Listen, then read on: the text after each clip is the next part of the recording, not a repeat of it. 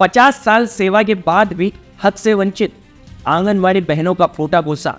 नमस्कार, आप देख रहे हैं सत्यम टॉक शो और खबर आ रही है गुजरात से। जी हाँ, देश में महिलाओं और बच्चों के पोषण व विकास के लिए शुरू की गई इंटीग्रेटेड चाइल्ड डेवलपमेंट सर्विस यानी ICDS योजना को पूरे 50 वर्ष हो चुके हैं।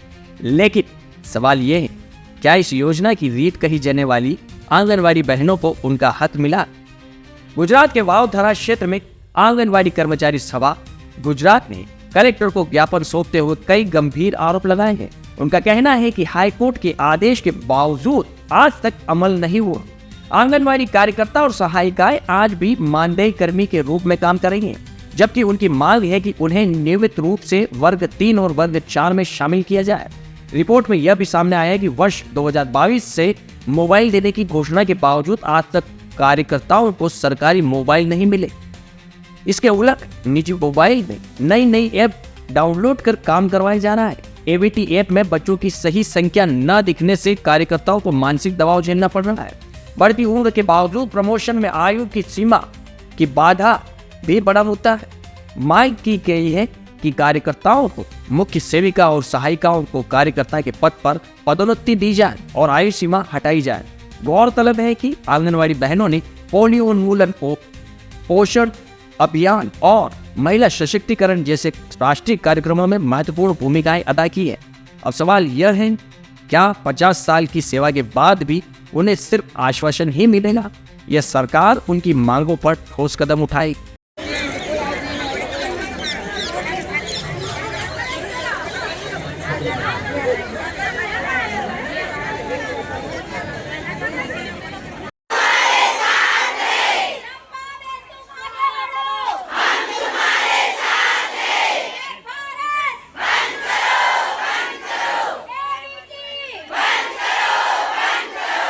રેખાબેન ગુજરાતની ઉપલીડર તરીકે ફરજ બજાવું છું। આજે અમારા થરાદ જિલ્લાની અંદર તમામ બહેનો, કાર્યકર બહેનો, હેલ્પર બહેનો ભેગા થયા છે। અમારી બહેનોને એ અપીલ છે કે અમને સરકારી કર્મચારીમાં 3 અને 4માં જાહેર કરો અને જો અમને 16 થી 17 તારીખ સુધી બજેટની રાહ જોઈએ છીએ। જો બજેટમાં કોઈ વધારો અમારી બહેનોનો નહીં આવે તો અમારી હડતાલ આગળ વધવાની છે એવી શક્યતા છે। કોઈ પણ બેન ઓનલાઈન કામગીરી કરશે નહીં, ઓફલાઈન બંધ કરશે। અને જો ઓનલાઈન કામગીરી સારી કરાવી હોય તો સારી ક્વોલિટીના મોબાઈલ આપો। જે મોબાઈલ આપ્યા છે એ મોબાઈલ બધાને બગડી ગયેલા છે। આંગણવાડી કાર્યકર લાખની સાથ આજે અમે રાષ્ટ્રવ્યાપી હડતાલના સમર્થનમાં વાવથરા જિલ્લાની અંદર અમે તમામ આંગણવાડી કાર્યકર અને હેલ્પર બહેનો એકઠા થયા છીએ। આજ રોજ અમારી સરકારશ્રી સામે એક જ માંગણી છે કે હાઈકોર્ટ, નામદાર હાઈકોર્ટ સાહેબનો જે ચુકાદો છે એ ચુકાદાનું હજી સરકારશ્રી દ્વારા અમલ કરવામાં આવ્યું નથી।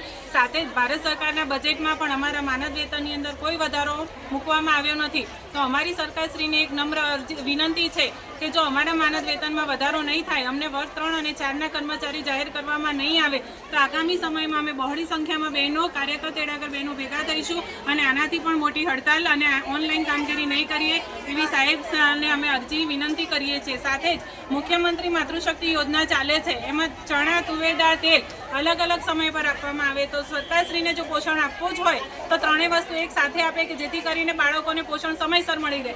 બાળક 2 વર્ષનું થાય છે પછી જ એમને પોષણ આપવામાં આવે છે તો એનો કોઈ મતલબ જ નથી। અને ABTની જે કામગીરી આપી છે એમાં નેટવર્ક ઇસ્યુ આવે છે તો બાળકોના ફોટા પાડવામાં અમે પૂર્વ પ્રાથમિક શિક્ષણ પણ આપી શકતા નથી। તો સરકારશ્રી જે પણ કામગીરી કરાવો એ ઉપરથી ઓનલાઈન વ્યવસ્થિત કામગીરી કરાવો અને અમારા માનદ વેતનમાં વધારો થાય એવી આપ સાહેબશ્રી જોડે નમ્ર અરજી કરીએ છીએ।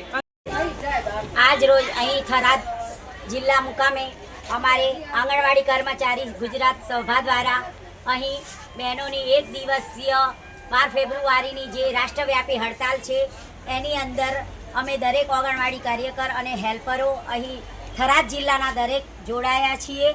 અને અહીં અમારી માંગણીઓ મેન એ છે કે નામદાર હાઈકોર્ટે જે ચુકાદો આપ્યો છે એનો અમલ કરો અને જે સન્માનપૂર્વક માનદ વેતન છે એમાંથી મુક્ત કરી અને વર્ગ 3 અથવા તો 4ના કર્મચારી તરીકે અમને જાહેર કરો અને અમારી વધારાની જે કામગીરીઓ છે એ કરવામાં જ અમારા બાળકોનું જે પૂર્વ પ્રાથમિક શિક્ષણ અને પોષણ આપવાનું કાર્ય અમારું જે હતું એ સાવ ખોરવાઈ ગયું છે।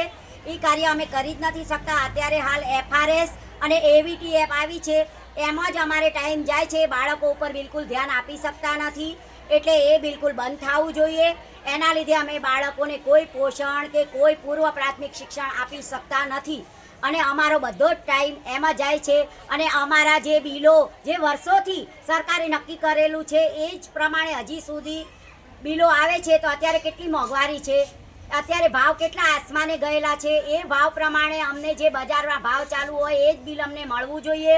એ બિલ અમને મળતું નથી. અને ગેસના બાટલા જે અમારે ખુદના પૈસા ભરી અને ભરાવવા પડે છે એ સરકારે પોતે ભરીને આપવા જોઈએ કે બહેનોને ભરવું જ નથી અને બહેનોને બિલ મૂકવું નથી. સરકાર પોતે ભરીને અમને આપે.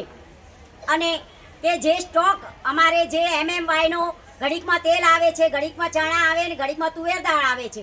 તો એક એક વસ્તુ થોડા ટાઈમે લેવા જવું પડે છે અને લાભાર્થીને પણ એવી રીતે અમારે જવાબ આપવા પડે છે કે અત્યારે એકલું તેલ કેમ છે. લાભાર્થી પૂછે છે કેમ 3 વસ્તુ આપતા નથી. તો એ જવાબ અમારે આપવા પડે છે. તો સરકારશ્રીને નમ્ર અપીલ છે કે આ બધા જવાબો સરકારને આપવા પડતા નથી. જે મેન પાયાના અમે કાર્યકરો છીએ એમને દરેકને જવાબ આપવા પડે છે. માટે કે 3 વસ્તુઓ એક સાથે મૂકો તો નહીં તો બિલકુલ બંધ કરો આ યોજના.